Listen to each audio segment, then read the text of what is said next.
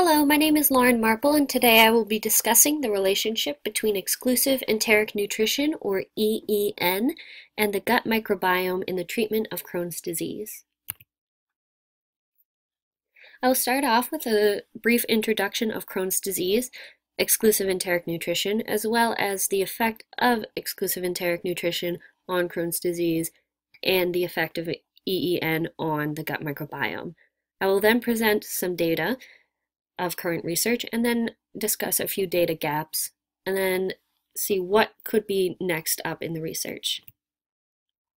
So a few questions that I started out with were, how does the gut microbiome connect to Crohn's disease? What is the impact of EEN on Crohn's? And what is the impact of EEN on the gut microbiome of a patient with Crohn's? Crohn's is an irritable bowel disorder. It most commonly occurs at the end of the small intestine, though it can occur at any spot in the GI tract. It's mostly known for its cause of inflammation in the gut, and most studies commonly focus on pediatric Crohn's, as this is when people are usually diagnosed with the disease, and therefore treatment is started at this time. It can lead to other problems later on in life, such as colon cancer, and around 600,000 cases are present in America today. It's believed to be due to a mix of genetic predisposition as well as environmental factors. However, nobody really knows the true cause of Crohn's disease. EEN is a complete liquid diet of complex or elemental formula, complex being full proteins, while elemental formula is the amino acids associated with those proteins.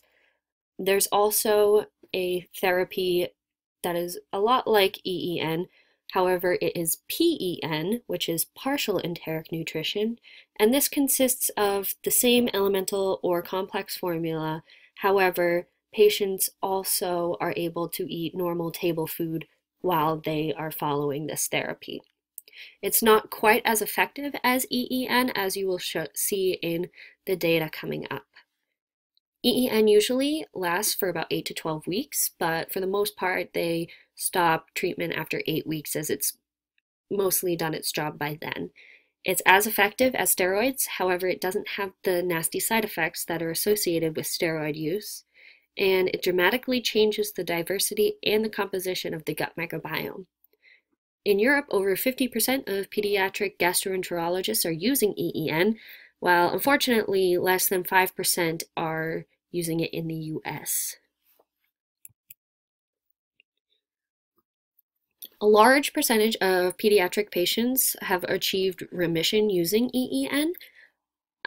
Relapse sometimes occurred, but it was only in a small percent of patients after the treatment was ended. More research is definitely needed to determine exactly why EEN has a significant effect on Crohn's, as well as why relapse could be happening in some of the patients. Many theories, however, suggest that it has to do with the EEN's ability to drastically change the gut microbiome. The effect of EEN on the gut microbiome is that it changes both the bacterial as well as the fungal population, and it shows a significant decrease in the metabolic activity of the gut microbiome, which leads to significant changes in the concentration of several fecal chemicals. So this first figure shows a healthy centroid over here in yellow, and right here at the baseline is patients with Crohn's disease compared to that healthy centroid. The one that is green is patients that will be using exclusive enteric nutrition. The one that is just the line that you can't really see a color in, it ends up being blue later on, is the patients that use PEN as a therapy. And then the pink one is patients who are using anti-TNF, which is an anti-inflammatory therapy that is currently the most used therapy for Crohn's disease in America. So at the baseline, they're a little bit different. However, they're all slightly above the healthy centroid. After 1 week of treatment, they all become much, much higher than the healthy centroid, but then they even out around week 4, and then by week 8, you can see that EEN the patients have a very, very similar gut microbiome as healthy people. The PEN is also fairly close to the healthy centroid. However, it's a little bit less effective. As you can see, it's not as close to the original. The anti-TNF patients, they also achieved closer to the centroid. However, there was a lot of disparities in how it affected these patients, and therefore that's why we're looking at exclusive enteric nutrition as a replacement for anti-TNF. So this figure is another timeline. However, this one shows the decreased and increased bacteria and fungi in patients with Crohn's disease at the baseline, what their gut microbiome always was, as well as after 1 week of the use of EEN.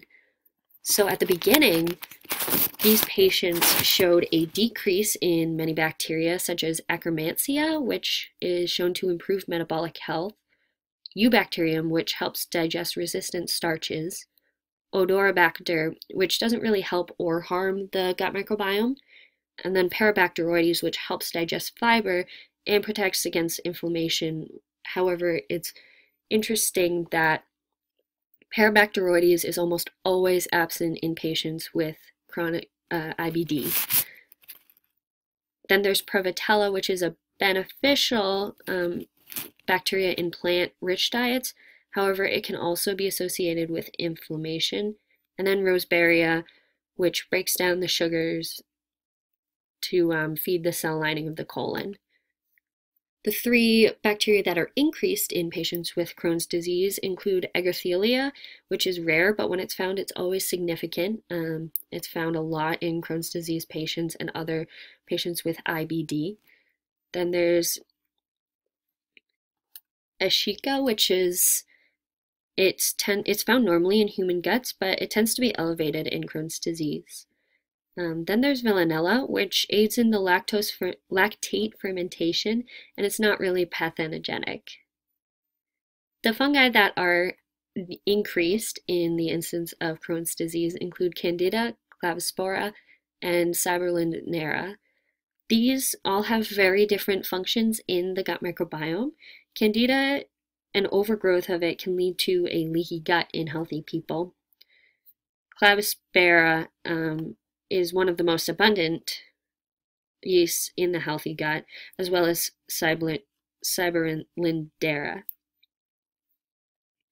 So after the use of EEN, patients saw a decrease in a few bacteria, including Dialister, which is found mainly in the mouths of people with endodontic infections, Doria, which had no information as to what its role in the gut microbiome is, as well as Gordonobacter, which also did not have any information on it. There was also Haemophilus, which is mostly coexisting, but it can be an opportunistic pathogen in the lungs, and it can cause pneumonia and meningitis if there's too much of it. Lastly, there was Streptococcus, which was decreased, and an overgrowth of this is related to dysbiosis of the gut and seen with people with chronic fatigue as well as people with autism.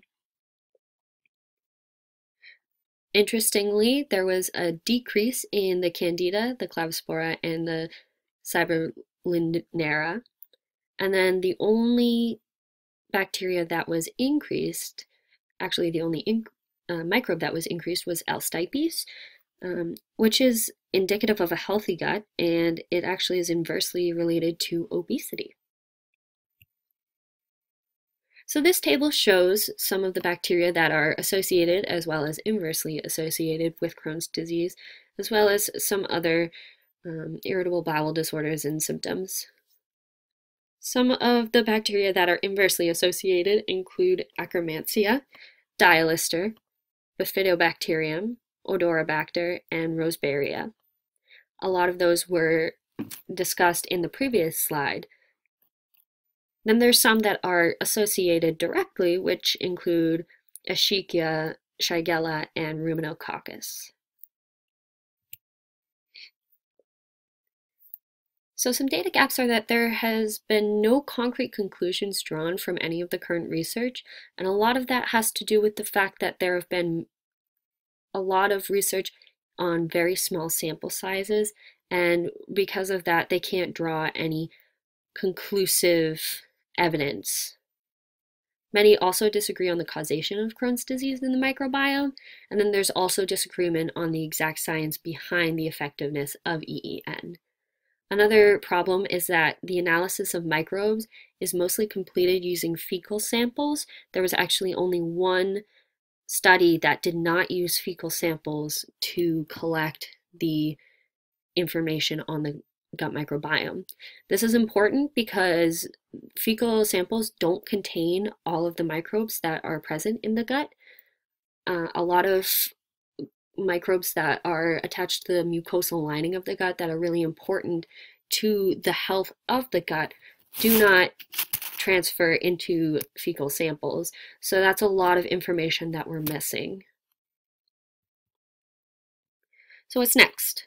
A lot of a lot more research is necessary for all of this, but I believe that there will be more long-term studies as EEN becomes more popular in the US, and I do think that it's a possible new field of medicine, as it could possibly be a treatment for other GI disturbances and other factors of the body that we don't really know of yet.